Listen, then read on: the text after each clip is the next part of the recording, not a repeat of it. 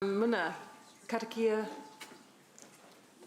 Ngā mihi o tae, te rangi kia tātou. Greetings of the new day to us all. Huri no members of Hamilton City. Tēnei te mihi atu kia koutou. I greet you all. Kai au koutou, te mahi tēnei rā. You have the responsibility of making brave decisions for our city and for the well-being of all residents. Hoia no tēnei te mihi atu kia koutou. And may the grace of God smile upon you today as you enter into those discussions and make decisions today. Ahoy anō, kei inoi tāta. Let us pray. E pai te matua tēnei mātou e koropiko nei ki mui a koe ki a tau mai tō kaha, tō māramatanga ki a mātou. Give us this day your wisdom and your strength to make decisions on behalf of all residents of Kirikiriroa. Ho mai tō kaha ki ngā member pōti, ki te whiriwhiri tika mai, that the discussions and the debates may be held with purity and honesty amongst the elected members. Ingari kia tau te aroha, and may they be made with love and wisdom. Hoi anō I pai te matua mō tō mātou tumu whakarai. We think of Lance also, the CE of this organisation. Ko ia hoki te kaha ka mau nei ia tātou. So, hoi anō ka tukuna tēnei rangi, tēnei hui ki a koe. We give you this prayer on behalf of each one of us here today. I roto I te ngua tapu o tautama I karaiti. Amen. Kia ora. Appreciate that. Good morning, councillors. Oh, thanks, Mark. That was nice. Somebody responded. And good morning to Zoom people. Pretty straightforward meeting today. So, do I have any apologies? I think I have apologies from Mark Bunting. And do I have any? No, I do. And Kesh. Okay, so I'll move that the apologies be accepted. Councillor Gallagher seconds. Thank you, Martin. All in favour? Opposed, carried. Of course, there are no alterations to the agenda because it's one substantive item, really. So we will get involved. Good morning, Andrew. We do just have to move them. Oh, I do have to confirm the agenda, which I will say. Thank you. Councillor Wilson moves, Councillor Van Oosten seconds. Job done. All in favour? Yep. And declarations of interest. If there are any. Are there any declarations of interest on this matter? And anybody would like to declare predetermination or declaration of interest, now's the time to do so. No? Okay, thank you. Good morning again. Nigel, Andrew. Good morning. Good morning, Mayor and Councillors. I'll just provide a brief introduction around the process and then I'll pass to Nigel who will just take us through a high-level overview of the consultation document. Just before I do that, I just want to make a big shout-out to Nigel and the comms team who have put a significant amount of effort into achieving the collateral today. So thanks, Nigel. As councillors will know, the draft Water Services Entities Bill had its first reading in Parliament on the 2nd of June. And Parliament then referred the bill to the Finance and Expenditure Select Committee in that meeting. In Hamilton City at the same time, staff have circulated a draft consultation plan to elected members offline. And then on Friday last week, the 10th of June, the Select Committee invited public submissions on the bill and set the closing date for submissions as 22nd of July, which gives us 37 calendar days in total to achieve submission closing. I do note that that in itself is not an unusual time for government or select committee processes. Now, Council had previously resolved to request staff bring a draft consultation document back for approval at the next available Council meeting, that's today, following confirmation of the introduction of the bill in the House and confirmation of the select committee date. So that's why we're here today. The draft consultation document is appended to this report. Now, given there are only 37 days to work with for the submissions, we've set out a proposed timeline in paragraph 8 which is on page 7 in Diligent. Now that program will allow us to achieve the submission closing date with a day or two to spare at the end in case there's any late adjustments needed. Now the purpose of the submission is simply to influence government, who are ultimately the owners and the decision makers in this reform process. So I think with the program that we've pulled together and the document we've presented with you today, we can achieve the submission program. But I'll pause there and simply hand over to Nigel if there's anything you wish to add in relation to the proposed communication plan. No, I think it's in the agenda. Okay. Take questions. Can All right. I kick off with a question? And I can see some of the questions.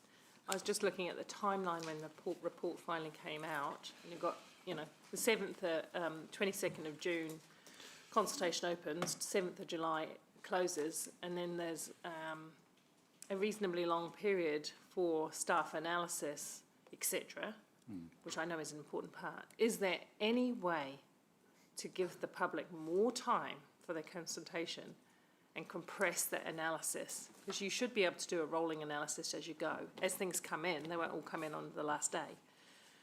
Because it's a super short period of time we've been given. I know what you say, it's a normal period of time, but this is a massive issue, and that's a bit disappointing. So can we take some time out, even albeit 3, 4, 5 days? I don't know. What is possible in condensing that staff analysis time? Do you want to take that one? Yeah. Or is it possible? Well, in short, our advice is that it's not possible to be able to adequately summarise that information through Nielsen, who are doing the analysis for us. We anticipate a reasonably large number of submissions. The question style is in a free-form style, which takes longer analysis, and to get that to elected members to consider and then meet the timelines that follow, it's not feasible to extend it further. So you won't be, they won't be analysing as the things come in? Yes. Right, okay. Well, that's disappointing. However, Councillor Wilson, are you next? Sorry, Councillor Wilson, then Councillor Taylor. Thanks, Mayor Paula. Thank you, gentlemen. Obviously, a lot of work been going on in the last few days to try to bring all this together, so thank you. Was there any significant change from what we knew a few months ago to what actually the bill landed on when it was introduced to Parliament? There wasn't a lot of specificity around when the bill was going to be introduced to Parliament, other than we were told it was imminent over a sustained period.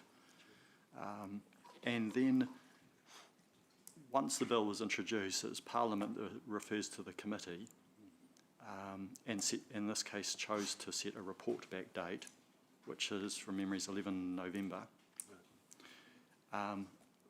From that point on, it's for the committee to set their program, and we only became aware on Friday, as the program was announced, that in fact submissions opened on Friday and then were to close on the 22nd.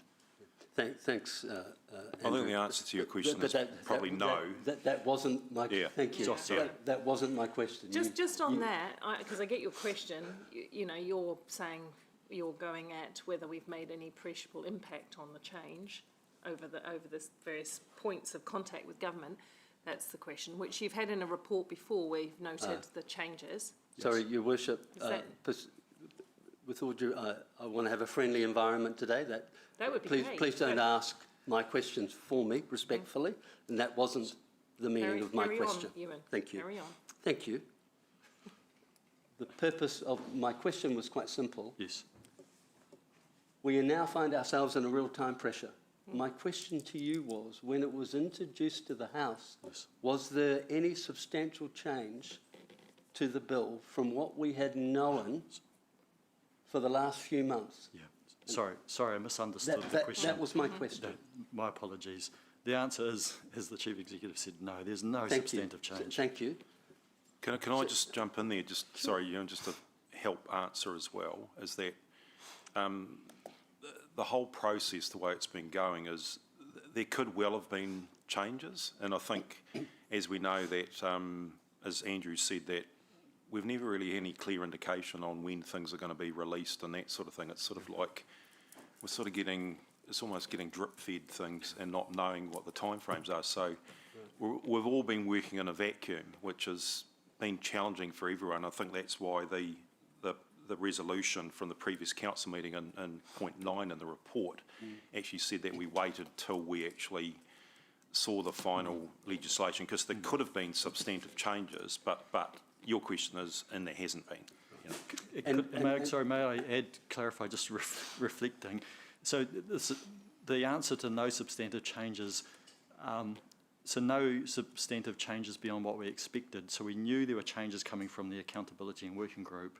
So the government had announced those and they had been rolled in. So there's no substantive changes beyond those announcements they'd made pre the bill hitting Parliament. So just point of order, just a point of clarity, because I'm confused now. The report that you gave some months ago that itemised what the Independent Working Party picked up that we had influenced, those points were still changes to the very original thinking, right? So some, albeit small, amendments to things like local voice, shareholding, was in fact changed. Yep, so the government adopted the majority of the governance and working group recommendations, and they were in the draft bill that was presented in Parliament. Thank you, Councillor. Yeah, so my next question will reveal why I've asked the question, and it wasn't in regard to whether or not we had had any influence.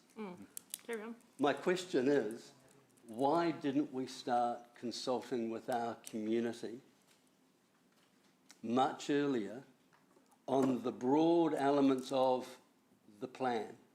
Because, as you've said, nothing has really changed, and we would have had a lot more time for our community to have been involved in one of the most significant financial asset transfer that I can recall in local government. Let's get so to the question. Why didn't we go out earlier asking for consultation, asking for feedback from our community?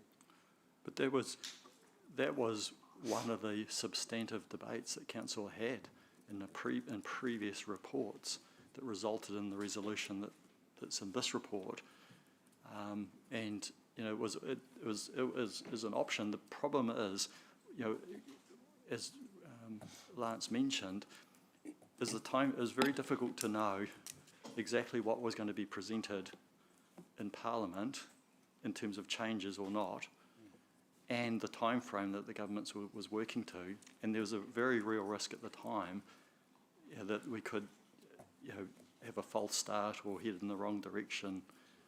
And there was a lot of debate around that in this chamber at the time. Right. So, final question. Do you honestly believe the time frame now leads to any really meaningful opportunity for our citizens to engage and send a clear message to us of what they think? I can't really comment on the government process because this is the standard legislative process. I didn't ask that. Sorry, Andrew, respectfully, I didn't ask you that, sir. I can't. I just asked you, do you believe it's a meaningful time frame for our residents to be able to gather their thoughts, respond to our process, and tell us how they feel? Given we're working with the timeframes we've got, it's all we simply have to work with. And I think we can collect views from the community and put those to government. And the community always has the option of making their own select committee submission direct. Thank you. Thanks, That was it. Thank you. Councillor Taylor. Or was it you next? Sorry. Yes, well, Sorry, it was Maxine first, but it doesn't matter. You go. I've got you on board now, Jeff, so you go next, and then we'll get to Maxine and then Sarah. thank you. In a council media release in December, it was stated that the council will undertake a full public engagement and consultation process to align with government's timeframes. A question from Nigel. Nigel, with your experience in communications, is a 2-week consultation process going to provide that?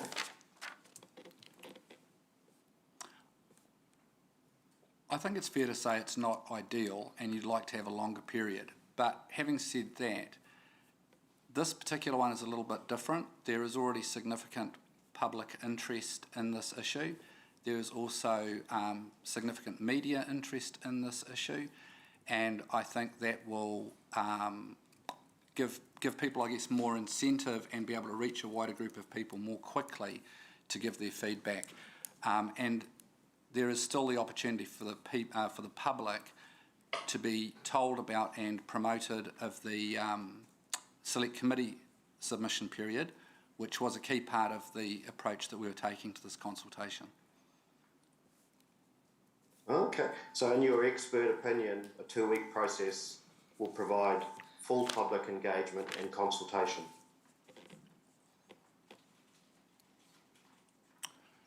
In this instance, I think it can achieve a good consultation with the public, yes.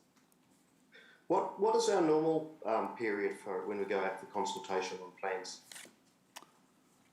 I think it depends on the requirements of the consultation or the engagement.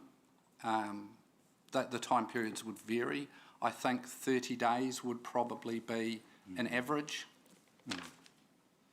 30 days would be an average, right. And how many days is this? 15. Right, half of that. And there's a 1-week lead-in period, as you'll see Deputy Mayor Jeff in the timeline in point 8. Right, thank you. So given uncertainty over the government timeframe that the CE referred to earlier, and the importance of these reforms that Councillor Wilson referred to, wouldn't it have been prudent to undertake some consultation with our residents far earlier? On what? Who's answering that? Who are you asking, Jeff? Nigel, because it was Nigel's advice that we not consult. Well, I don't think I advise not to consult. Did? The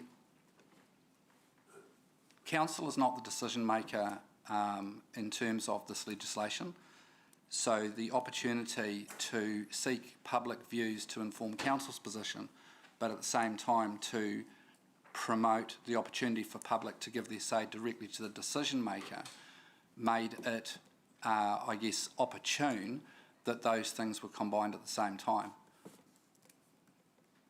Has it worked out opportune? Leading question, I don't think you need to answer that. Thank you. Any further questions? No, I'm done, thanks. Thank you very much. Councillor Sarah? Oh, thank you. Who's that? I was looking at Maxine in the eye, and then I could see the. Thank you. They look so much alike. Thank you. So I have a couple of questions just around the actual consultation, because I guess in terms of how many people we reach and how meaningful it is, it really depends on, you know, how much we put into it, right? So what are we planning to do other than having, you know, written feedback? Have we got in-person community meetings planned? Have we got interactive kind of online opportunities? What else is there? Okay, there's a whole raft of things that we're doing to reach the community.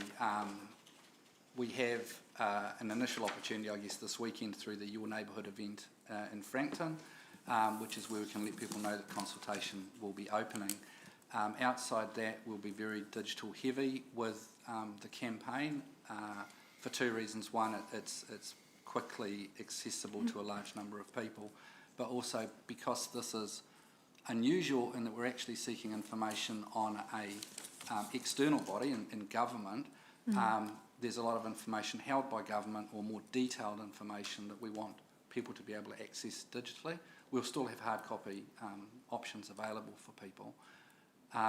We'll be using our existing sign-up lists, direct mail lists that we have, plus radio and print media and online advertising. So, and we're still fine-tuning exactly what we can do within this time frame at the moment, but it will be reasonably extensive. For people who don't use social media, how would they, easily access or know about this? Because So we'll have print media, we'll have emails out to those people that have signed up with us previously and through other groups. We'll be doing mail-outs to stakeholder groups like community groups, accessibility groups, etc., to let them know that it's happening, and information available at libraries and our facilities.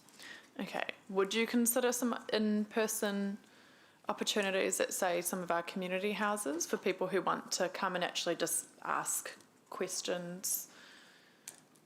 I think we'd consider, I guess the issue there is staffing that in this time frame and who it would be that would be doing it and making sure we could get collateral out to those things. But look, happy to chat sort of outside the meeting with other tactics that we can use to support the campaign.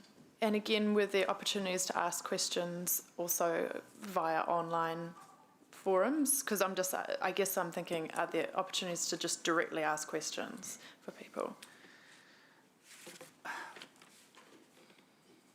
The directly asking questions one is a tricky one because it's not our reform.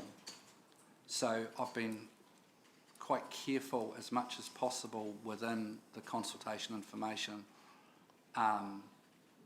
to avoid a situation where councillors, other than its position, that is having a view on any of the aspects of the reform, because at the end of the day, the community feedback will partly inform that view that's yet to be developed, I guess, now the legislation's available. Okay, thank you. And in terms of the actual bill itself, there's been some discussion around the issue around privatisation and those, I guess, measures that were going to be put in place. They look like they may not be necessarily the same measures or necessarily as strong as what had initially been proposed, because there isn't the majority support, cross-party support for those anti-privatisation measures.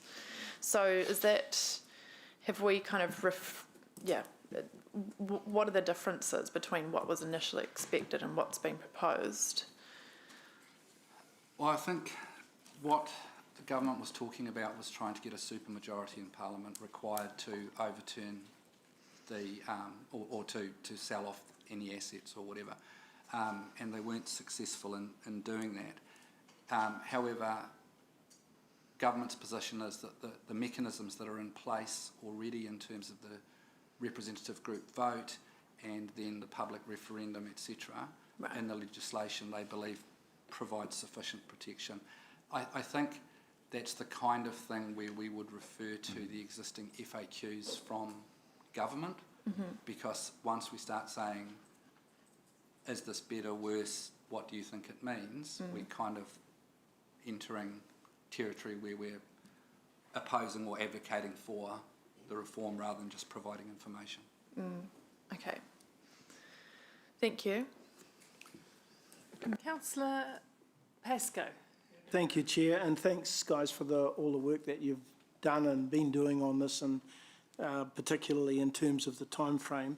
In my experience, when an entity approaches another to take over its assets, it obviously has to go through a whole process, and if it's a company taking over another company, there are requirements in the Companies Act to issue certain documents.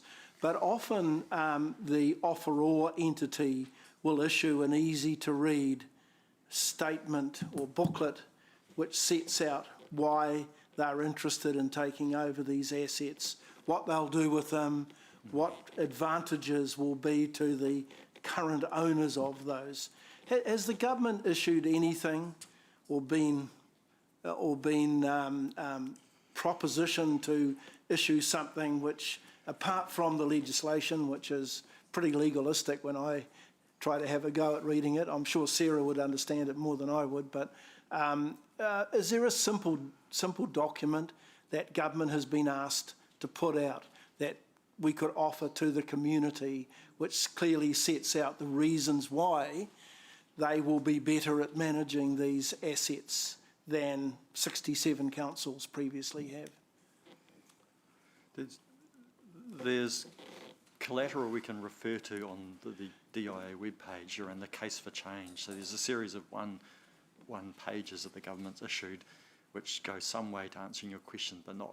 But it's not from government. It's really us regurgitating what the government have done. Is there some? I can't recall exactly that page, but I have probably scanned it had a scan look at it.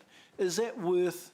Because when I read and full marks to the consultation document, but it is in a typical council sort of flavour of yes, no, please write your views in the box below sort of thing, and looked at as the most efficient way of doing that.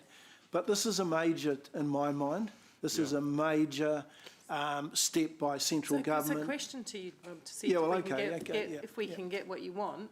Yep. There is on page 12 of the document itself, links for further detailed information. You're asking for something quite specific. I'm just asking whether the government have done anything. Yeah, so is there anything else we could attach, I heard you say? Yep.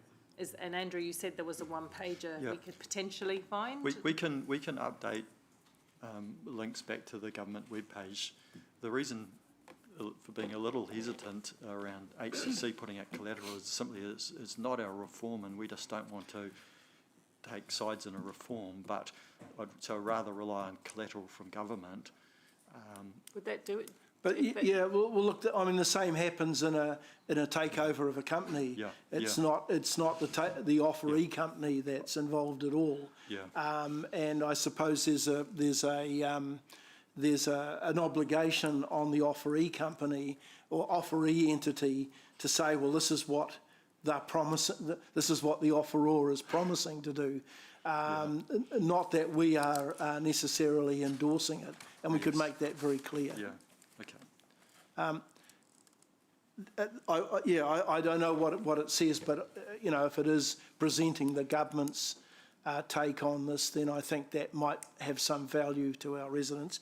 The second question is around the consultation, and look, I'm favouring Sarah's view here that I really believe that we should have some community meetings. I know we've only got 15 days, but this again is a major that there is concern out there in our community. Not all of those taxpayer union emails we've had. There's concern from real people out there too, who are really concerned about what's going on.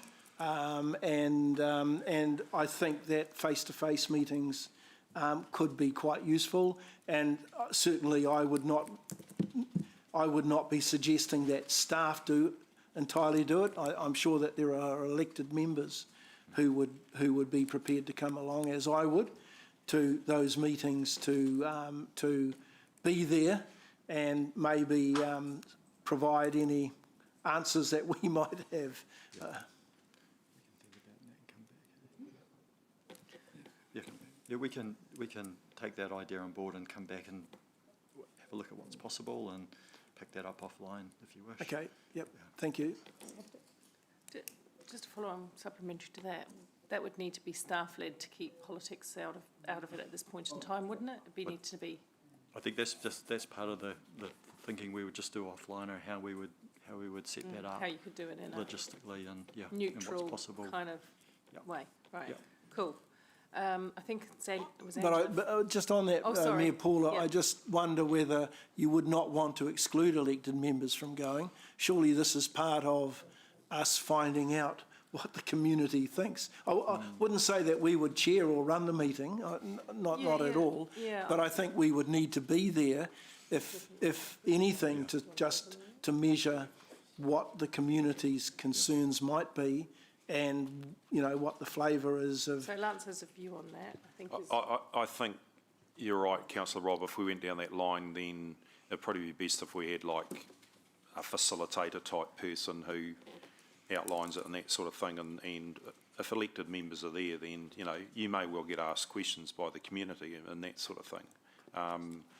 But I think what we need to do is probably just take it offline so we think it through carefully so that we probably get the maximum value from it. And I hear your intent, but I think we probably just need to think through what's the best way to actually get the maximum value, seeing that we've got a short period of time. We've done this, though, in the past, haven't we? Yep. I remember the meetings around moving from land value to capital value. Correct. We had meetings on that, and also on long-term plans. We've had community meetings on those where elected members have been able to attend and respond, I guess, is rather than lead. Yep. Yeah. Yep. Okay. Thank you, Chair. I have got some more questions, but I'll raise those after Nigel's finished his presentation, if he hasn't already answered them. He's not going. You weren't going to raise anything else, were you? No. No, So just- we've spoken to everything. If you want, I can just take the other couple of questions, come back to you, Rob, or you can. Okay. Yep. Is, Take some other questions. is That'd that be great. okay? Just Yep, give thank you you. some time to pause. Councillor O'Leary. Good. Sorry, I was note taking. Just thanks, everyone. Just a couple of questions. On the timeline on page 7 in Diligent, after consultation closes on the 22nd, it says 22nd of June to 7th of July, elected members' direction process on technical submissions. What does that mean? So there's quite a few matters elected members are likely to want to raise as a council in relation to a submission. Some of those are the matters that we've been regularly reporting to council to date, and positions that council's taken in the reform to date.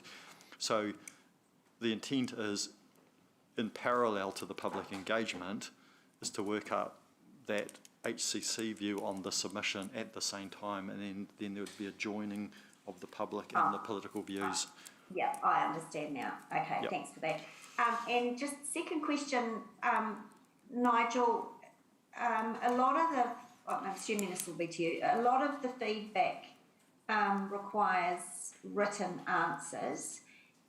Will there be enough time to really analyse all of those written answers and individual comments, etc.? And I know that on the last question, it's sort of open slather, so people can add, they're not directed. It's sort of, the last question is there anything else you want to say? So I'm just really concerned, and we have done this in the past, and I've been a bit disappointed in terms of when it's not a button that's a yes or a no to any question, how we can really get a proper understanding of, and now if you've got time to analyse all of that feedback. Because you've got here, you've got 10 days or something? From the 7th of July, you've got 7 days, from the 8th of July to the 14th. Yes, Councillor Leary, yes, it is tight, but we're relying on the expertise of Nielsen, and we're also looking at other options to resource up to perhaps enter data manually to assist people if required, or to assist Nielsen's and find a way through. But they assure us that we have a way that we'll do that by the 15th for you. Yeah, okay. All right. Great, thank you. That's all for now. Thanks, Mayor Southgate. Thanks, Angela. Councillor Van Oosten. Thank you. I just wanted to ask a little bit about the Nielsen survey, which will be accompanying the Hamilton City Council version. There'll be different questions and different analysis, presumably, with those? Yes, they are different questions. They're more detailed in the Nielsen survey, which is the targeted survey. And we supplied a list of those to EM as part of the information leading up to this. But yeah, it is a more detailed survey. Nigel, is that the questions on page 27, 28, 29 of Diligent? Because that's survey B, because there's survey A. Yes. And then survey B is the one that Councillor Maxine's talking about. Yeah. Yes. And that will be along the same timeline as you've mentioned on page 7, is that right? Similar timeline. That one will close off slightly earlier because there is direct contact being made through mail-outs to the people, and the information from Nielsen is the history shows that the majority of responses you get in that electoral roll survey come in the first sort of 7 or so days from the mail-out being received. So, yeah. And how have we chosen the group of people who will be in that targeted It's a survey? Yeah. It's done through the electoral roll, and Nielsen have access to that, and they, I believe, it's demographically adjusted at the time when they send it out. Okay, so we can be sure that there will be a range of people and ages, etc. Absolutely. The information that comes back will be, or is intended to be, a representative sample of Hamiltonians.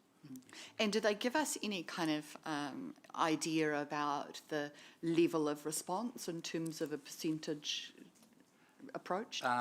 Normally they would anticipate 10 to 12.5% on this kind of mail-out response, and they're sending out 10,000 invitations, so anticipating 1,000 to 1,250 responses. Okay, right. I mean, 10% doesn't sound much, but 1,000 sounds better. We're saying the margin of Yeah. error is about 3% normally, Yeah. Okay. 3% or less. And they call it, it's weighted, the responses that they're seeking is statistically weighted against census data is the term. Okay.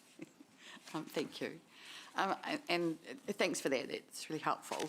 And then I guess finally, Sarah's point around face-to-face and through community houses.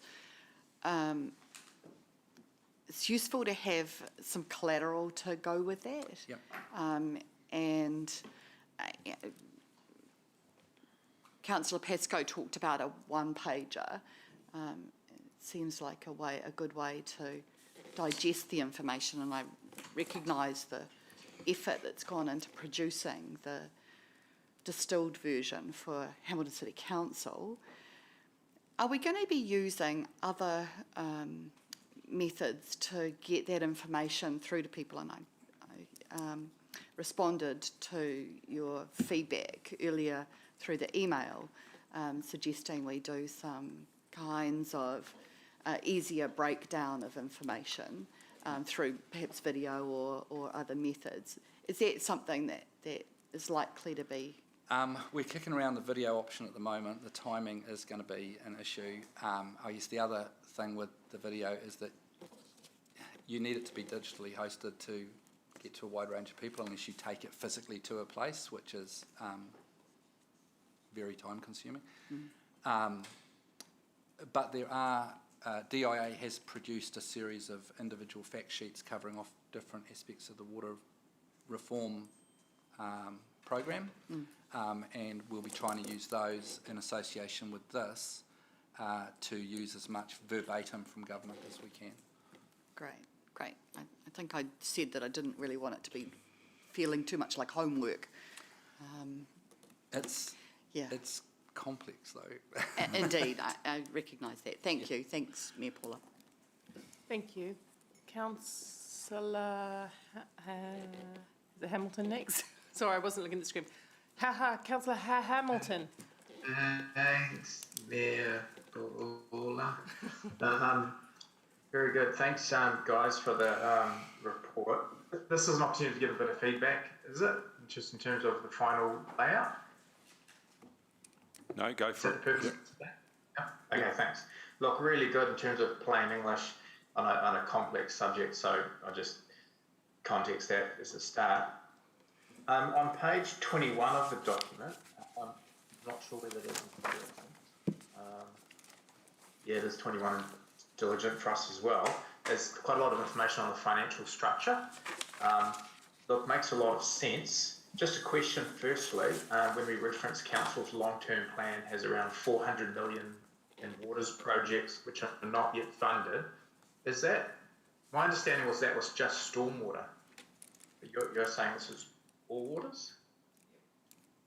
Correct. I just have to go back and double check, but my recollection is it's all waters, it's not limited to stormwater. Because if it is all waters, then the figure could be higher. Because I always thought that was 400 million just in stormwater. We can check that figure offline following this meeting. But my understanding was it was all the waters. Okay.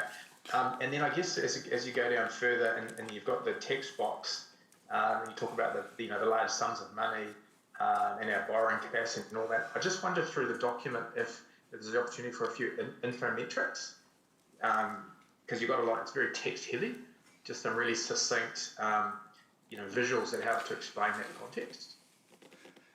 Yes. The timing of this has meant that we've sort of got a designed version of which we would still anticipate imagery and some infographics, as you say, to break up the text. Okay, fantastic. And the other one, and I guess one of the large criticisms of this reform is aspects around co-governance, and I guess clarifying that the co-governance doesn't actually happen at board level, but the sub-regional level. So again, an articulation or a visual articulation of that, I think, could go a long way to either dispel or clarify people's perceptions of what their rhetoric and the narrative is versus, the detail. In the draft document, Councillor Hamilton, on page 8 of the document, I'm sorry, I don't know what number that is in diligent, there's a thing there that says governance graphic. That's one of the imagery pieces that's being developed. And then finally, just the FAQ. Are you just going to link to government FAQs, or because I guess the issue is if we have all these links, people aren't going to follow it. Can we not have a 1-page or a 2-pager of FAQs, just so essentially we've got a one-stop shop in terms of document? Yeah, the online consultation would have the FAQs as readable text directly from government. The hard copies will have them as an attachment. Okay, thank you. Thank you, Ryan. Councillor Dave. Thanks, Paula.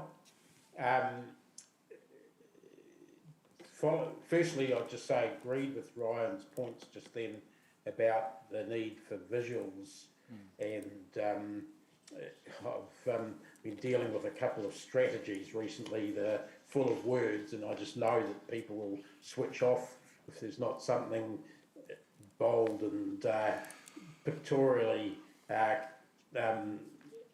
outstanding that'll capture their attention.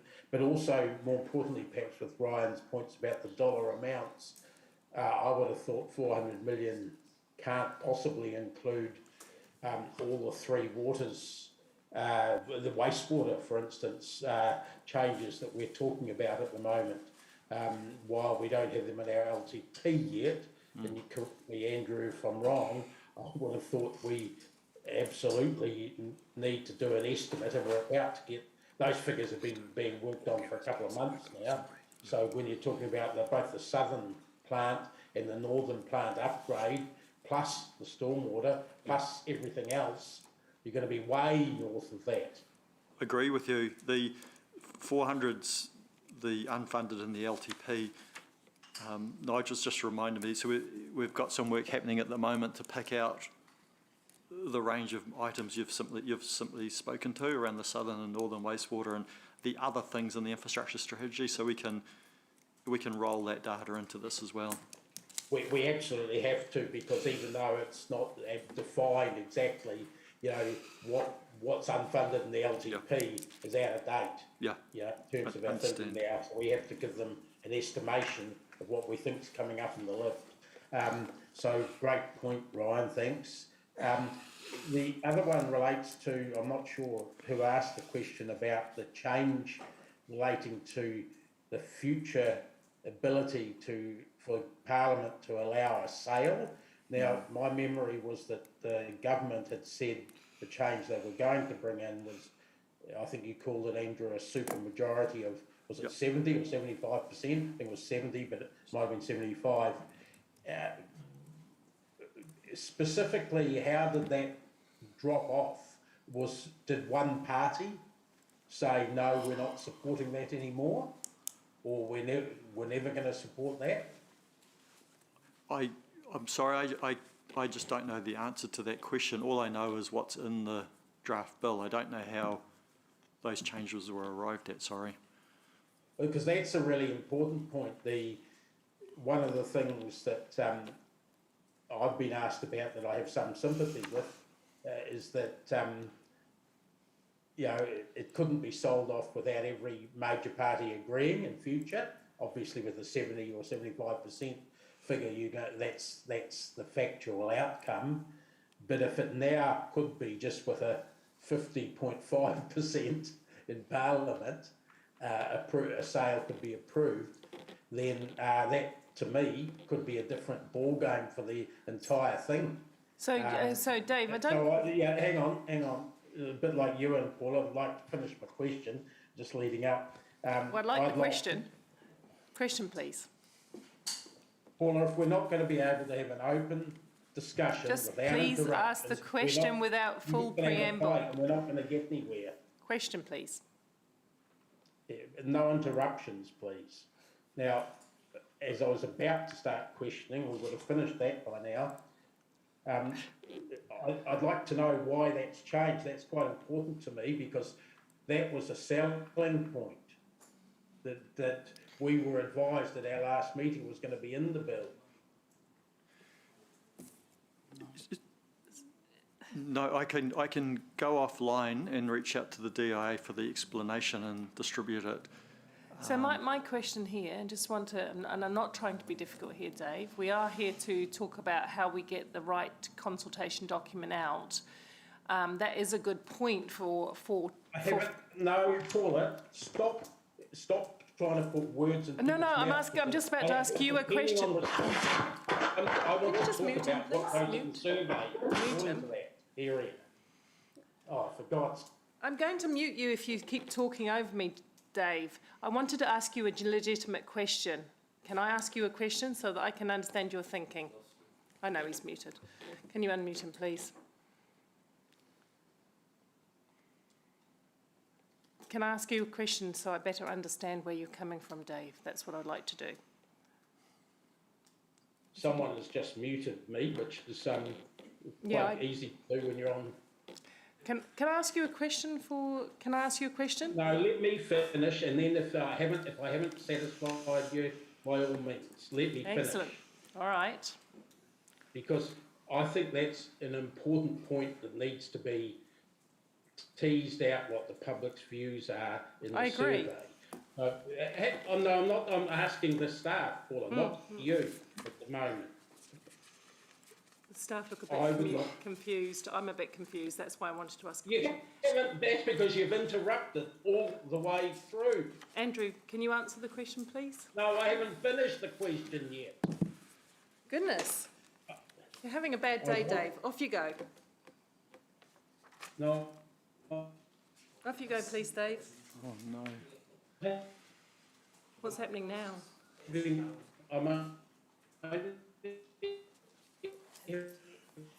Is he having bad net? Bad day when you We can't hear you. I'm sorry, Dave. For some reason, you're having bad net. Is he stuck now? Yeah. All right. Well, come back to you, Dave. Can you just message him and tell him we'll be back to him shortly? I am trying to genuinely understand the issue that he's raising. Councillor I Wilson. can hear you quite clearly. Can you hear me? Oh, yes, we can hear you now, Dave. So, yes, come on. We are genuinely trying to understand the point you're making for the consultation document. We are. So please go one more time clearly about the question, and then we'll get Andrew to answer it. Appreciate that. Can you hear me now? Yes, thank you.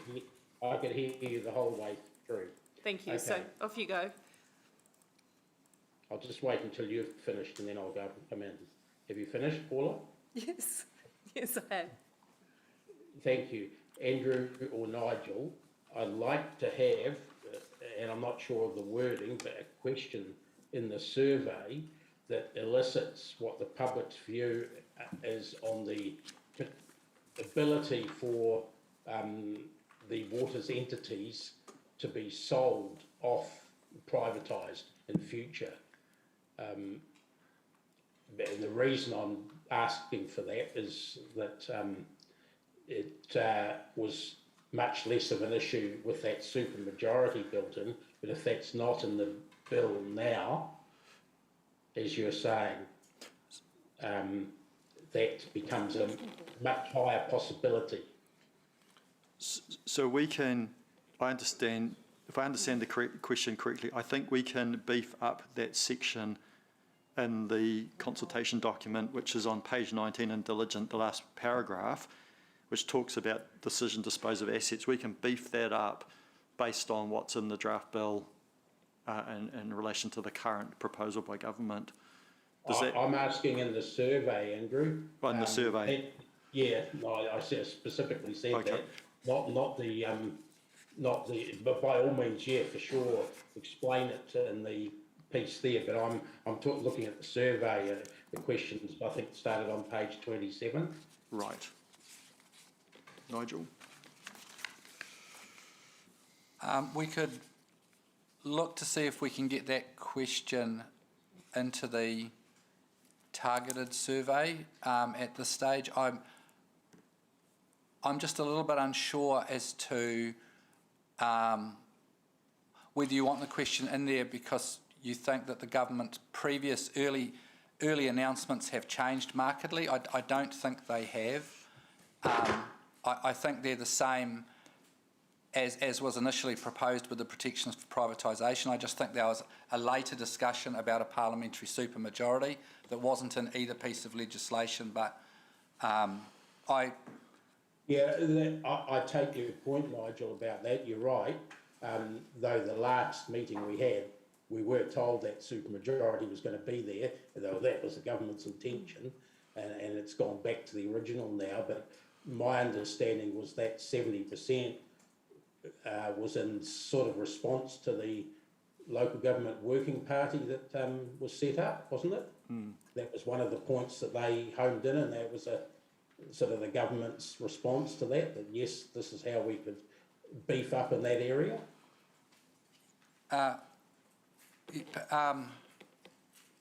Okay, could I perhaps talk to you offline about this, Councillor? I think we're slightly at cross purposes. So either way, if we ask the, I would prefer not to talk offline. I prefer to talk in front of everyone. Either way, it would be handy to get the public's attitudes on any of the potential of privatisation, depending on if we can find out more about what the reasons are. When we put in our submission, we can be stronger or not on that point. Look, I agree with you, Dave. Can you answer one question for me just to help me get the result that I think, I don't know, that you may want? You're asking for some strengthening in the, because this is all about the consultation document, right? I think we all agree. Yeah, so you're asking for some strengthening to get some feedback from our wider community about the privatisation safeguards, etc. And you don't see it as strong enough at the moment. Can that be achieved, staff? Well, there's not actually a question in there, Paula. Yeah, I agree. I'm agreeing with you, and I have all along. I just wanted to make sure what we're trying to land on here. Is there in what way could the public comment on that matter? How could we facilitate them being able to comment on that matter, which is what Dave wants? Perhaps, Mayor Paula, if we extended that question to ask what people think of the governance aspects of the reform and protections against privatisation. We could just extend the question. It's a catch-all as it is. Nigel, it's not governance that's the issue. It's ownership in future, and there is a difference. It's a separate issue from the governance in a way, certainly in the public's minds, I believe. Okay, so can we add a question? Can we add a question?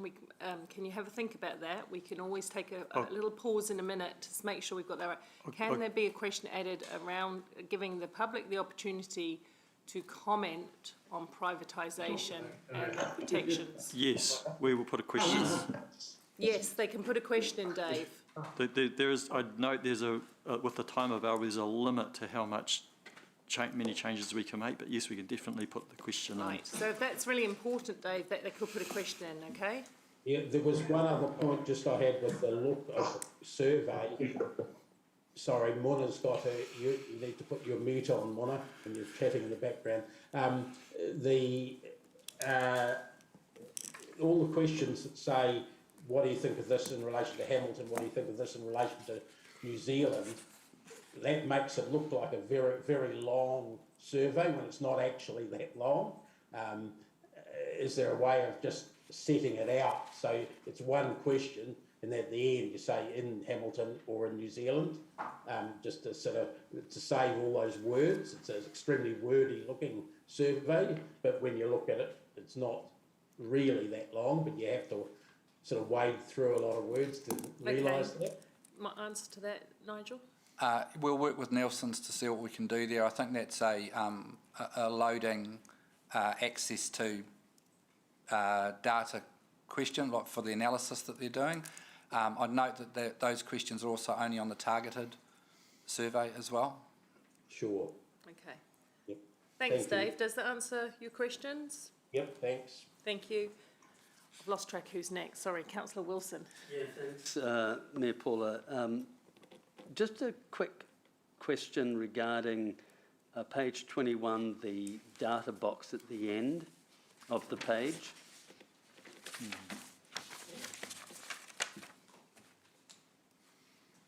Particularly, the government data indicates the transfer of debt following reforms would give Hamilton City Council 256 million more borrowing capacity at the time of transfer. That's my understanding from previous information supplied to Council. So I'm assuming that's on the basis that the government writes us the cheque for 370 million to wipe off the debt that we've identified earlier on in the document. Yes, the government takes the debt, the assets and the revenue. Okay. If they don't give us that full amount, then obviously our borrowing capacity is reduced, and is that correct? Yes. And in theory, we would have to pay off whatever debt they don't pay off. Yes. And we would no longer have the 71 million of annual revenue that we glean from the waters. Yes. How confident are you that the government is going to write the cheque for 370 million? We've got it in the document saying that that's what we're expecting. We've extrapolated and said in the bottom of page 21, we'll have $256 million more borrowing. But where is the guarantee that the government is going to write the cheque for the 370 million? The government proposal is to write a cheque. The risk for this council, which we've been very clear on, is the size of the cheque and the accuracy of the size of the cheque. That's where the risk lies. So if we're 10% off, we could be in the hole for $37 million. So, Ewan, is there something you want to achieve with the consultation document? I'm just... Thank you, Mayor Paul. Because we're not debating all the issues, we just No, of course, but what we're doing here is in a document, we're going out to the people. Yeah, so focus on what you want in the document, please. Mayor Paula, that's what I'm asking. We're going out to the people saying, we've got assets, or debt on assets of 370 million, but once that's paid off, we're going to be able to borrow 256 million, right? But actually, we don't know, because we haven't been given any commitment from the government. And in fact, as you've said, you've told us there's a high risk that we might not get it. And the question is? My question is, how in good faith can we go out to our community with this document when in fact it could be inherently wrong to the quantum of $37 million? That's my question. Okay, so that sounds like a really good, strong debate. But what I'm asking for is, what would you like the document to reflect here? That in fact, it should say clearly that in fact we're not sure, because the government hasn't agreed that that's what the debt is. So we need to say after the brackets of 370 million of debt, but that is unconfirmed yet because the government haven't agreed. And that when we say we're going to have more borrowing power of 256 million, we need a bracket that says, in fact, that may not be the case. It's dependent if the government pays the debt. Andrew, can that be adjusted to make sure what is government's proposal and the risk, which I think... Yeah, I think it's a fair point. I also agree it's the third. We'll change it. We You can so change it that. identifies the risk. Because, thank you. Yeah. That's what I'm asking for. Yeah, and that's what I wanted to get to. So thank you. That's very useful, because I agree with you. It's a fair point, and Andrew's agreeing. So we can change that now to reflect that risk more accurately. So thanks. Thank you. Appreciate it. Okay, Councillor Pascoe.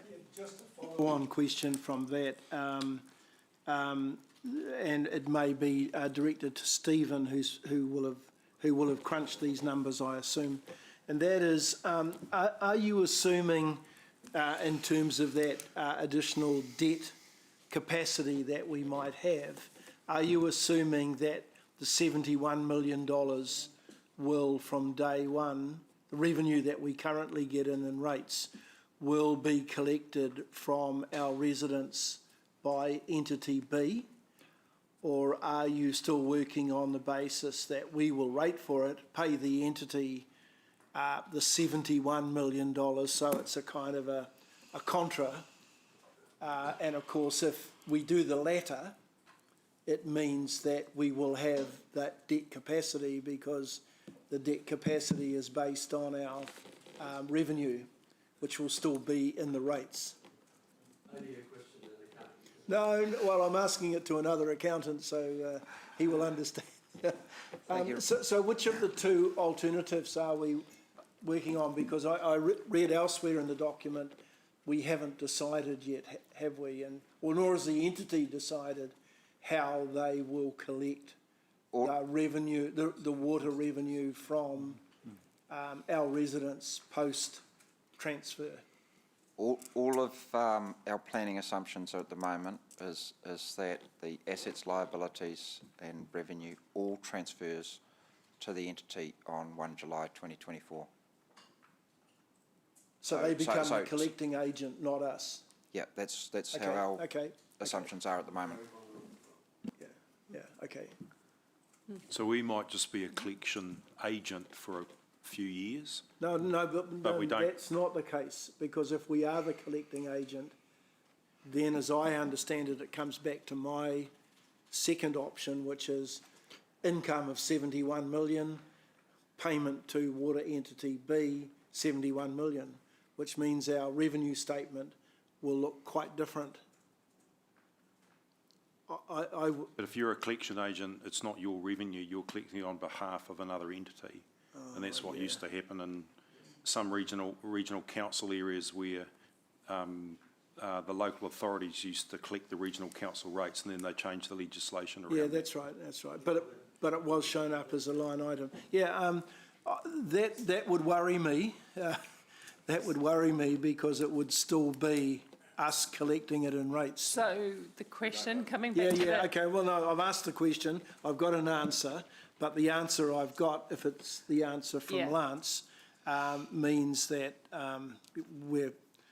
we've created, I believe, a confusion there for our ratepayers. So the question is, Rob, have we landed the... Yeah, the answer I think I've had from Stephen is that the 250, I've lost it now, the $256 million worth of additional debt capacity is assuming that that revenue from rates, from water and rates has been removed from our revenue. So the question being, coming back to the consultation document, are you satisfied that there are no, that's fine. Okay, because I don't want to spend too much. We will have humongous debate on this when the engagement comes back, won't we? There were so many issues to debate. Paula, this is coming back to all of those unanswered questions that we've got. Absolutely, and I want to make sure that the questions in the survey engagement period enable us to get the best information to have those robust discussions, Rob. Yeah, so if we've got a whole bunch of unanswered questions, how can our residents come back to us and tell us what they think if we don't know the answers? You look, Well, there is that. And this is, sorry, I'm getting into debate now. Yeah, and that is a valid point in debate. Yeah. But, you know, what's the alternative to have no consultation with anyone at all? Yeah, no, I don't, I'm not heading down that pathway. So we're trying to land the best outcome that we can today. Yeah. And I have picked up on some really valid points from you and from Dave that have led to revisions in the document that the staff are comfortable with, right? Yeah. Which I think is good. Nothing in this whole process is perfect. We've all agreed that. At times it's been a hot mess. And so we're trying to do the very best we can for our public at this point in time. I really want to understand if there are any outstanding issues that you need changed in the document or the process of engagement, because we are going to go out, and given the short period of time, we need to get it out as soon as possible to give people the longest and fairest opportunity to engage with us. So are there any other aspects of the document that you feel very strongly need adjustment or refresh or refocus? Because now is the time to say that. I have to, no? Okay. Then let's go to the recommendation. Let's get this out there. Let's do this so that we can get to the next stage, which will be, without doubt, hugely robust debate and consideration. So going to the recommendation, I'll move. Is there a seconder? Deputy Mayor, would you like to second the release of this engagement document? Jeff, would you like to second it? No. Okay, you don't want to second it going out. Anybody feel confident enough to second it? I'm happy to. Sorry, thank you. Is that Ryan? Ryan? Yeah. Thank you, Ryan. Appreciate it.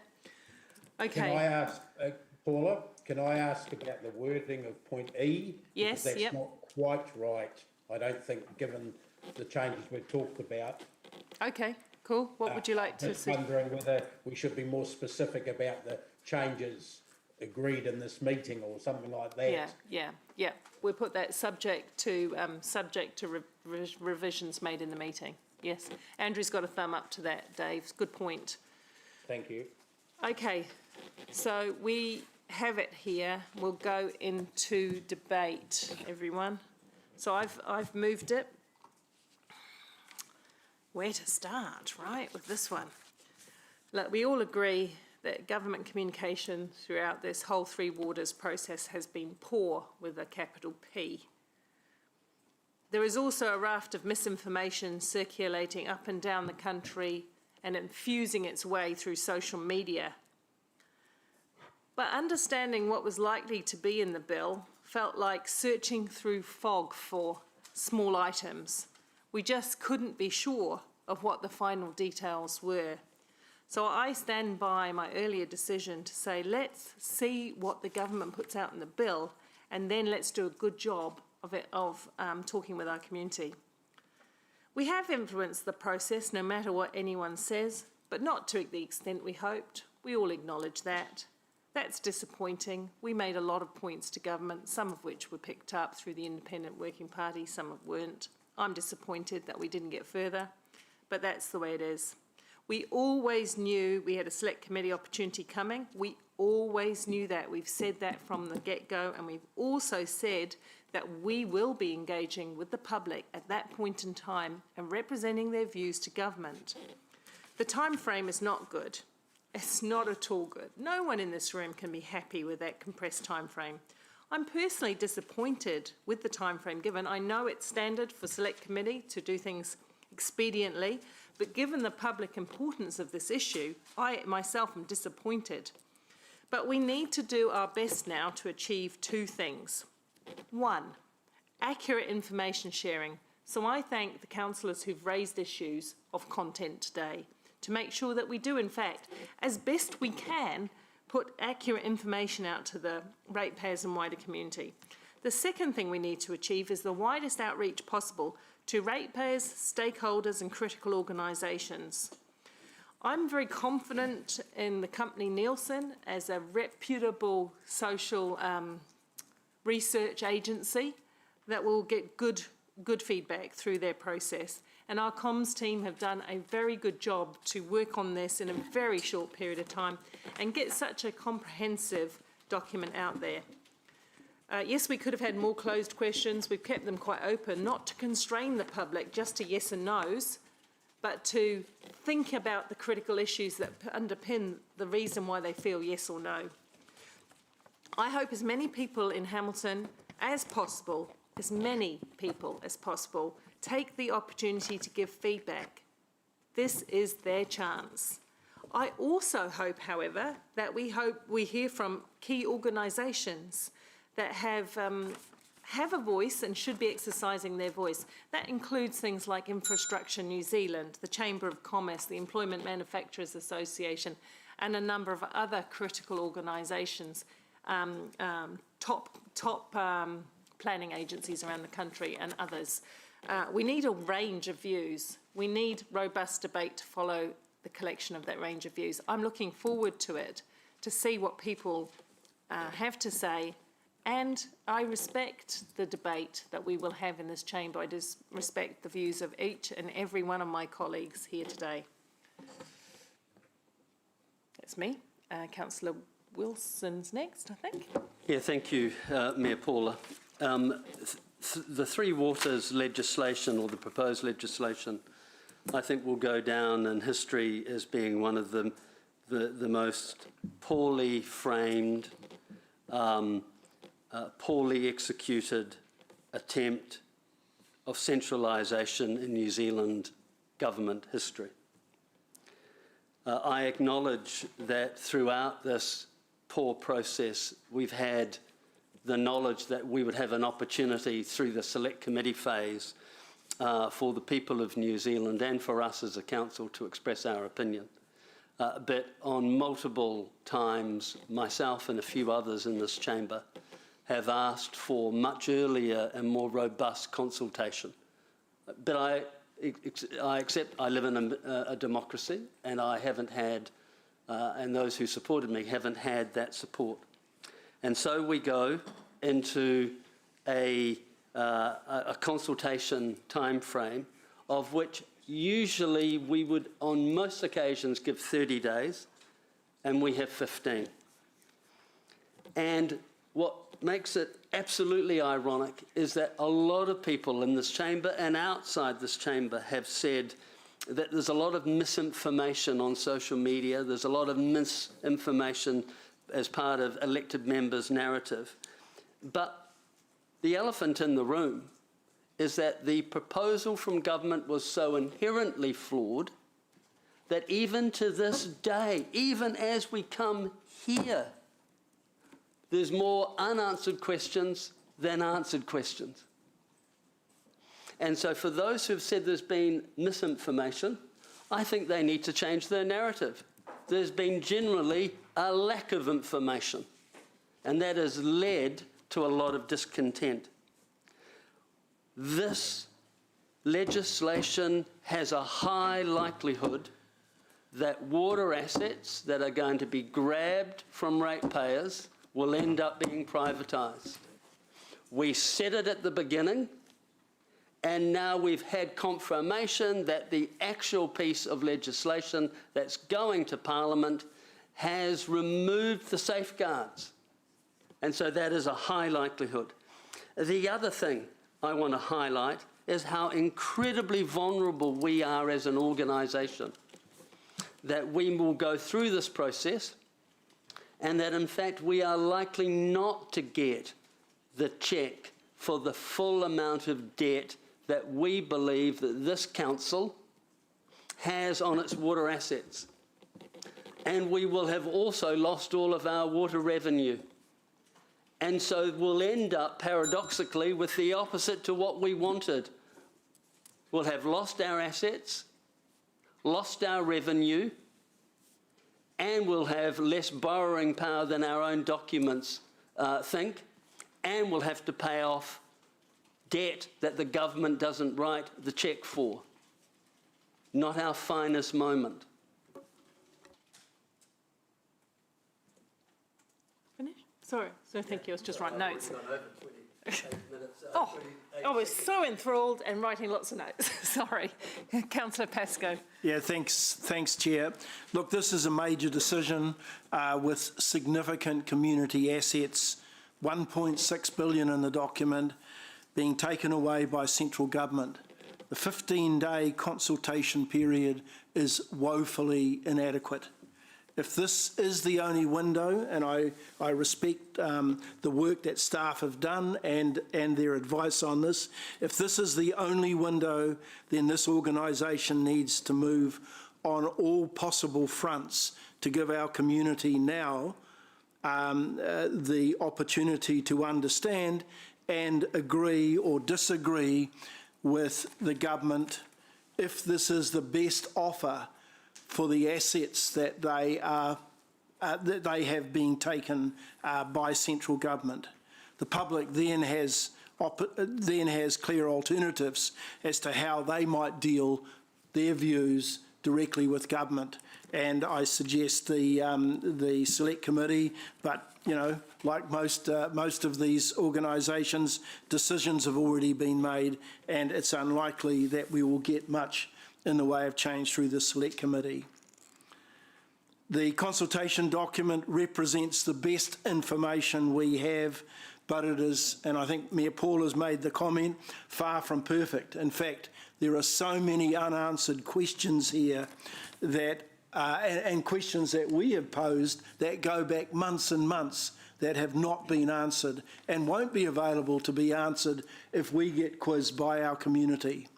I'd expected significant changes in the working group, in the working group's report, but on reflection, when I saw the personnel on that group and where they all fitted into the scheme of things, what we got from the working group were some minor changes that really favoured the approach that the government were taking already. The Minister has already admitted she underestimated the community's concerns over the reform and failed to recognise this through consultation. We're still on this rather uncertain, tacky pathway, second-guessing significant outcomes, and we've had some of those questions in the chamber this morning, second-guessing significant outcomes that will not only affect council's operating statements and balance sheet going forward, but how the changes of moving water to entity B will impact on our residents, who will indeed be the customers of this entity. This is significant change, as I mentioned. It's being driven by government, and it has the potential to give significant reputational damage, not only to government, but also to us. And we have very little control over managing that damage. Thanks, Rob. Councillor, I've lost complete track of who was next. Yep, so who was next? Councillor Hamilton. Thanks, Mayor Paula. Look, just trying to keep my response within scope in terms of what's before us today. We have a duty of care to inform our community and give them the opportunity to respond with information, and that's what this is about. Our feedback has remained consistent as a council, and remind ourselves of the particular things which we were really keen on, which was a smaller regional entity, which we still hold would be more reflective of our community of interest. The asset ownership, we were sort of more leaning towards the path of the CCO type of model, a metro advisory group, and of course retaining planning and financial control over the new entities for all the work that we're doing in that metro spatial plan. So our position is still strong. As to this document, I just want to acknowledge Stephen, Andrew, Nigel and teams. This is probably a 10-pager, and most of it's got gaps for questions, obviously, but it's probably the clearest and most succinct understanding of something that's been happening at pace in the last 24 months. And I think government could take a leaf out of our book in terms of presentation and articulation and distilling down that information. So now we take this to our community, we get their feedback, and we submit it on their behalf, and that's the appropriate thing to do. So just acknowledgement of the great stuff done, and look forward to presenting Hamilton City Council's position in this mix. Thank you. Thank you, Councillor Hamilton. Councillor McPherson next, yeah? Yeah. Thank you. Thanks, Mayor Paula. Look, a lot of people have made good points today. The support, certainly some of the strong points that Ewan and Ryan just now have made, and made earlier in the questioning as well, on the areas of debt and recompense for us of actual costs and the actual values of the assets, the size of the entity, things like that. I'm supporting the motion because it's absolutely vital, and like Ryan said, we have a duty of care to ensure that we do what consultation we reasonably can.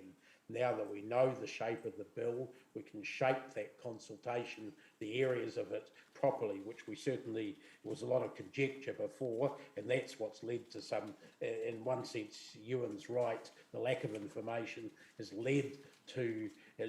given an opening to all the nutcases in the social media that have been putting out their misinformation, and the government really has only itself to blame for that, I suspect.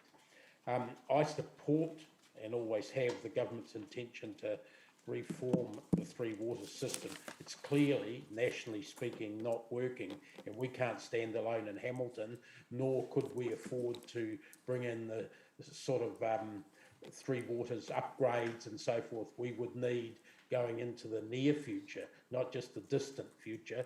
That's not possible for any one council to actually do that now. That's clear.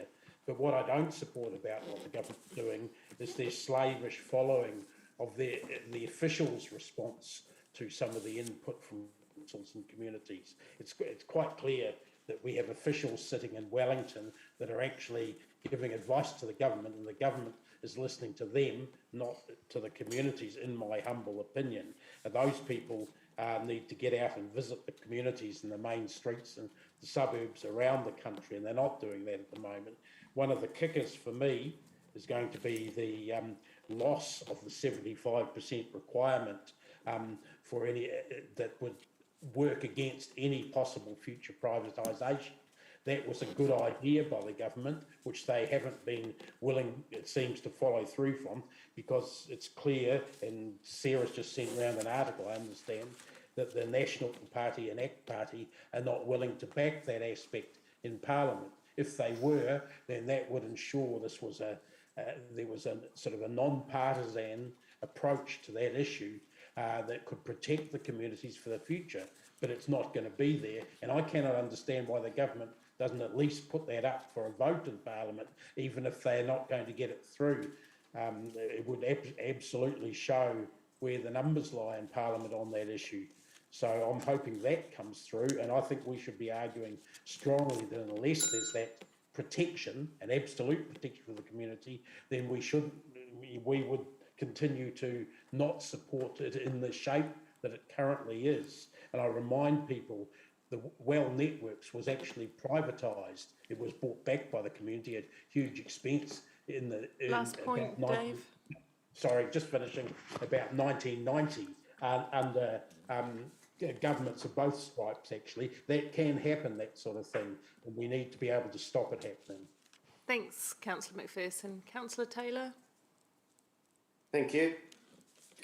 Look, I'm really disappointed but not surprised that our consultation over 3 reforms has come to this point today.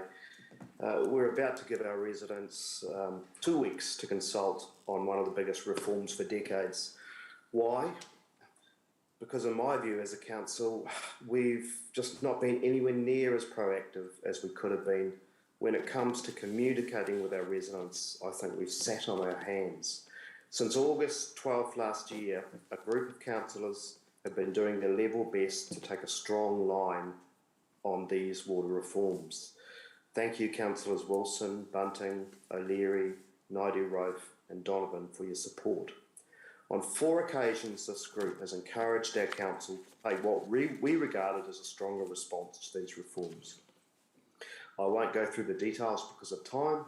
August 12th, September 30th, November 11th and February the 2nd. We've been voted down 7-6 on the last 3 occasions. A key concern for us was to consult our public. Some of us have been publicly calling for that since September last year.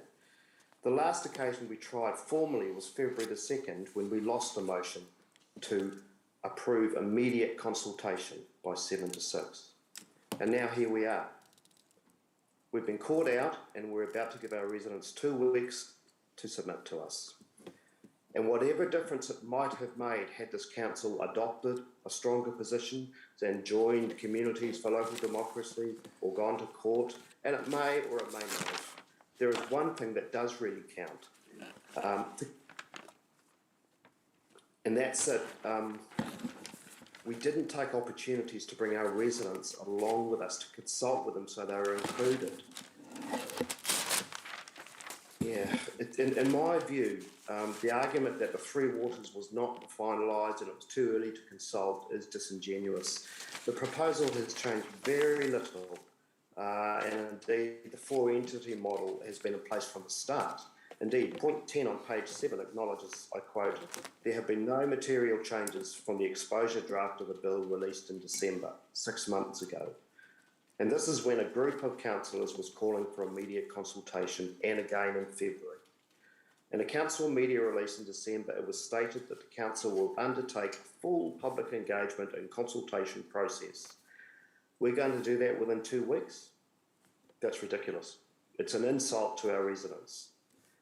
The biggest advantage of consulting early on is that you really understand what your residents are thinking, how they're feeling.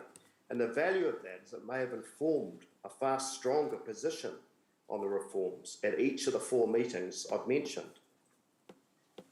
Of course I'm going to support consultation today. What else would I do? I've wanted it from the start. But don't take it for a moment that we are united on this issue. On Three Waters reform, this council has failed its residents, I believe. Thank you. Thank you. Councillor O'Leary. Thank you. The decision and debate today is, of course, around consultation. So that is all that I'll be commenting on. Look, we can't do a good job here consulting with our community. It's impossible. And I think many members have said they expressed concern about that today. We're only giving our residents 2 weeks. I'm disappointed with the time it's taken council to get out and consult with the community and to get their feedback. And I know that feedback is going to be a hiding to nothing, quite frankly. We should have consulted a long time ago, as the Deputy Mayor has pointed out. Almost a year ago, some of us really pushed strongly, but that's democracy and that's how the numbers fall on the day.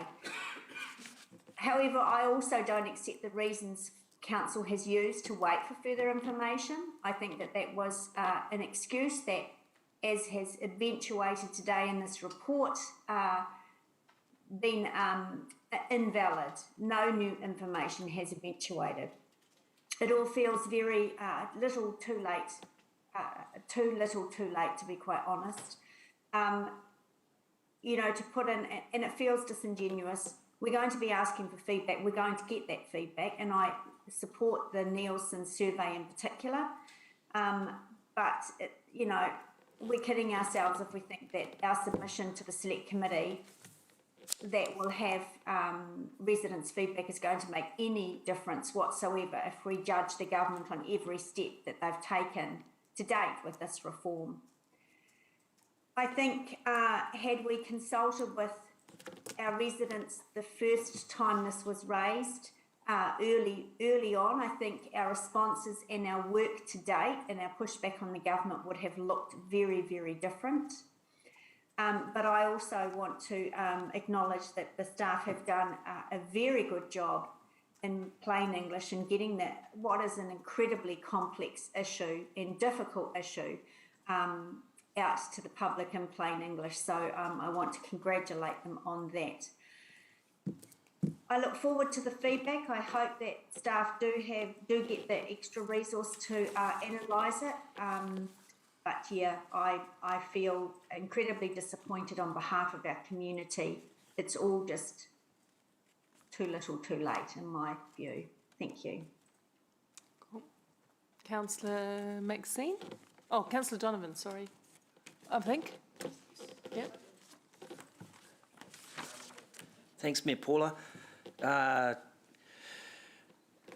Crikey, I'm not quite sure where to start. Look, I want to acknowledge staff for the work and again reiterate what fellow colleagues have said around the table. You know, it's about consultation, as we know. Certainly support a lot of Dave's points as well. Ewan and also Jeff towards the end there, and especially Angela too. Look, I'm proud to be part of that small group that took a firm stance right from the start, and I will maintain that position because I think even without going out to... Oh, one thing I was going to say was get your books out because there might be some standing orders get raised. No? No. Point of order, sorry. Yeah. I think that we're going to get told what we already kind of know, and we're going to have to really rethink what our response looks like. The other point I'll make is at the end of the day, this is going to be a massive fight between lawyers, and whether or not we're a ratepayer or a taxpayer, we're one and the same, and we're all going to end up funding it anyway. So my theory is, in my opinion, that this is going to be a landslide get rammed through, and we're not going to have much of a say, to be fair. So I'll just say that. Thanks. Thank you. Councillor Van Oosten. Thanks very much. I'll also stick to the matter of the consultation. It's something that we have unanimously agreed as a council that we would do. It is disappointing that the timeframes can't be longer, but we're constrained by other processes beyond our control. I also make the point that the community have also known about this for as long as we have. There are innumerable touch points for community to have been involved throughout this process, both with us and through government. There have been websites and media attention in printed and TV reporting on all the major aspects of the campaign and all of the contentious points as well. Even the groundswell movement have been in the news and recently on their campaigning.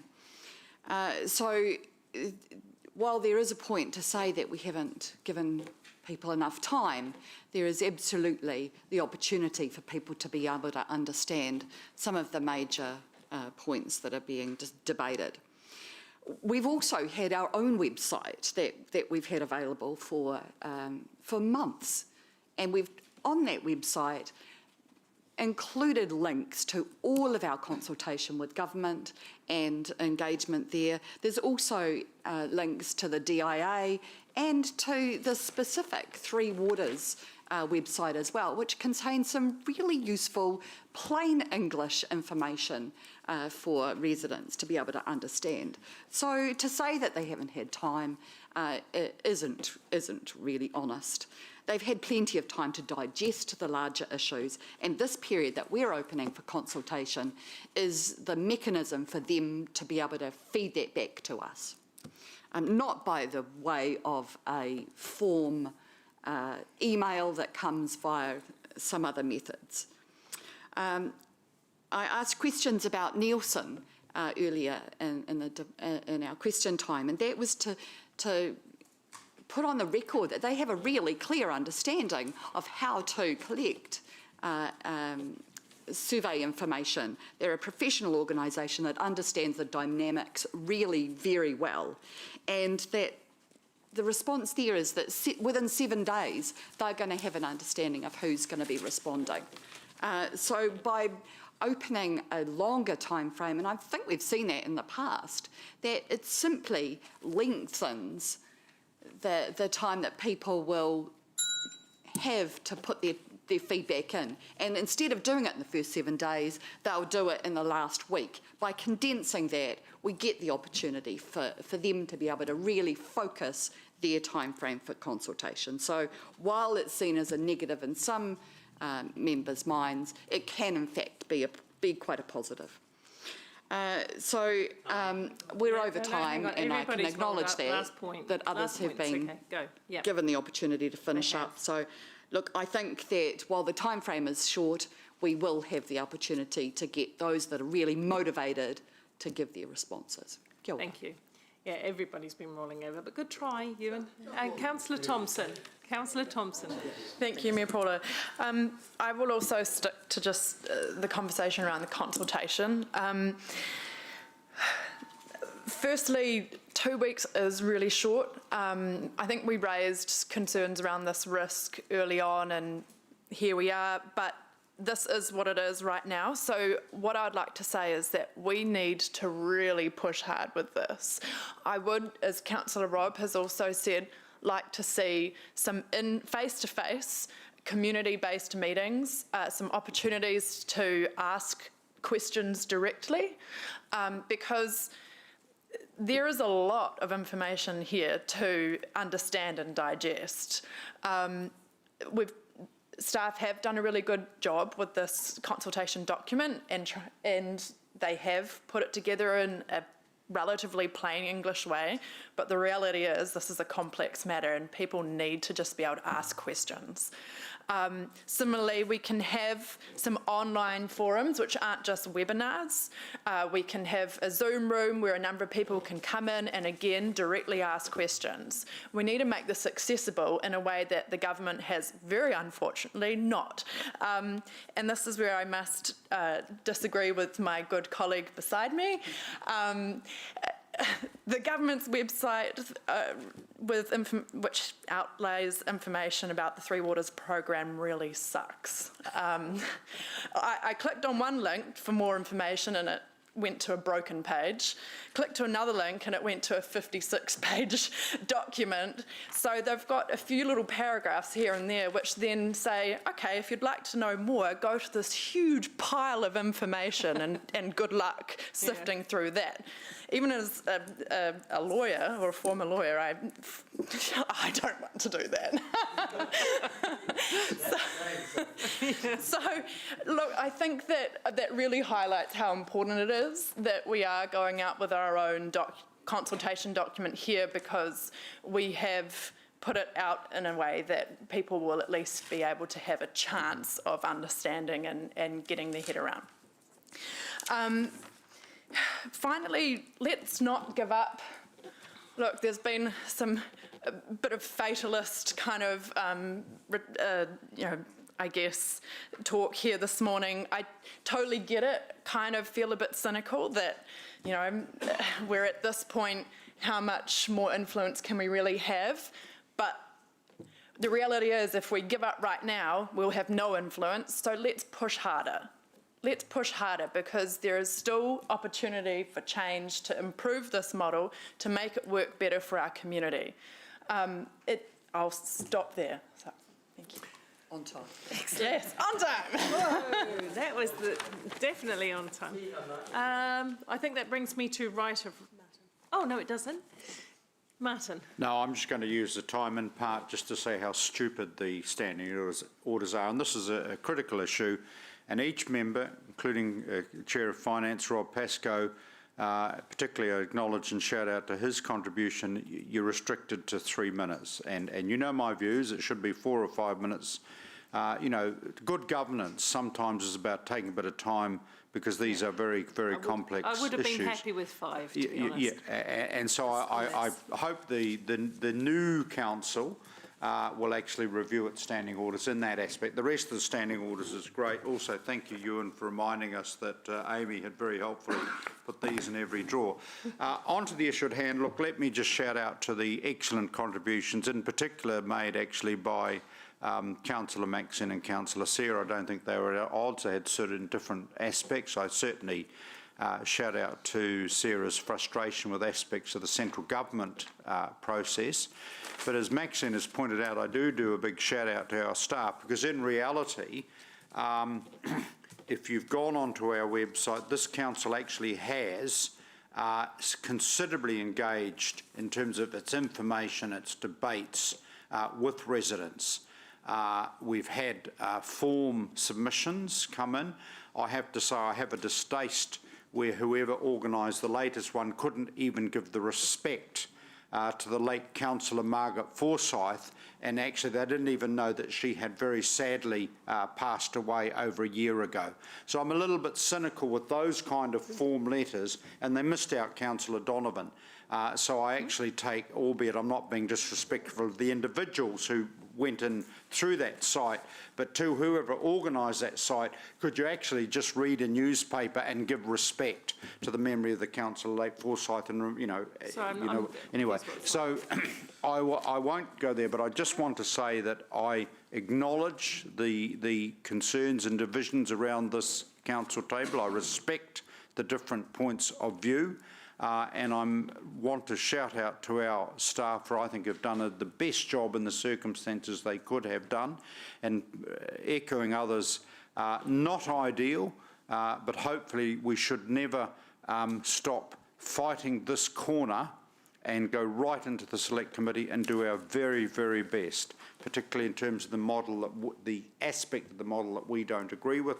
Reform is needed, yes, absolutely. Our argument is the form of that reform.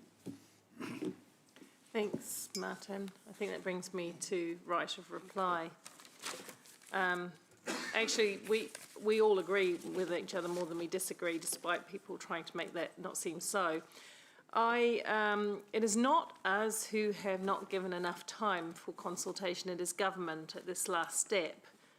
We really couldn't consult on a bill that did not exist, but we could try and influence it in the way that government drafted it, and we tried and we tried. We made some progress. We didn't make as much progress as we would have liked. The Three Waters process has been at times a shamble. It is complex. I have personally spent hundreds and hundreds of hours this year alone on webinars, advisory groups, and and I struggle to get through all the information like you do, Sarah. It's complex. Remember though, this is government's reform. This is government's reform, and it is their responsibility to communicate with the country on this. I've personally done everything I can through my website, through my Facebook, and every other way, talking to groups to communicate what I can and share what I can. But yes, I agree, Ewan, there has been a lack of information, and that has bothered to the general public, and that has bothered me throughout. There has also been misinformation, and I disagree with you that there hasn't been deliberate misrepresentation. Indeed, some of this on social media. And I will say this here, and I don't play tit for tat politics, but I have personally been named and misrepresented on social media as, for example, having been in support of Three Waters and anti-consultation. Those two aspects just are not true. While I've always said, and Ryan articulated so well Council's position, we acknowledge the case for some change. We don't like the asset holding model. We don't like the 4 entities and a whole heap more. And we all did agree a long time ago that as soon as we knew the detail, we'd go out to the public, and we are going out to the public. So anybody who says different is probably just doing that for political gain. Let's get this out. Let's get this out, Council, because we're all together on this. We're all united on the wish to hear from the public. Let's talk honestly. Point of order. And Point of order. what's the point of order, please, Deputy Mayor? We did not agree unanimously on consultation. We asked for us to approve immediate consultation in February and we lost the vote. 7-6, and you voted against it. Thank you, Councillor Taylor. I'll make a distinction just to accommodate your thinking. We have all said we will accommodate. The timing has been a point of difference at one point. So we've all agreed that we'll communicate and engage with the public. So I think that's fair. Let's get this out together, collegially, honestly, fairly. We've got a duty of care, as Ryan says, to talk with our community now and get genuine feedback. Councils for Local Democracy, by the way, have not been any more effective than any other coalition or conversation within local government. And those councils pay $20,000 for the privilege of being involved in Councils for Local Democracy, plus additional extra charges for legal. As Mayor, I really want to hear from the public. I've always said that. And at the end of the day, what this council decides off the back of that feedback, I will represent fairly and justly the majority views of this council and this community at Select Committee. That's my job to do so. I remain open-minded. Thank you. We'll go to the vote.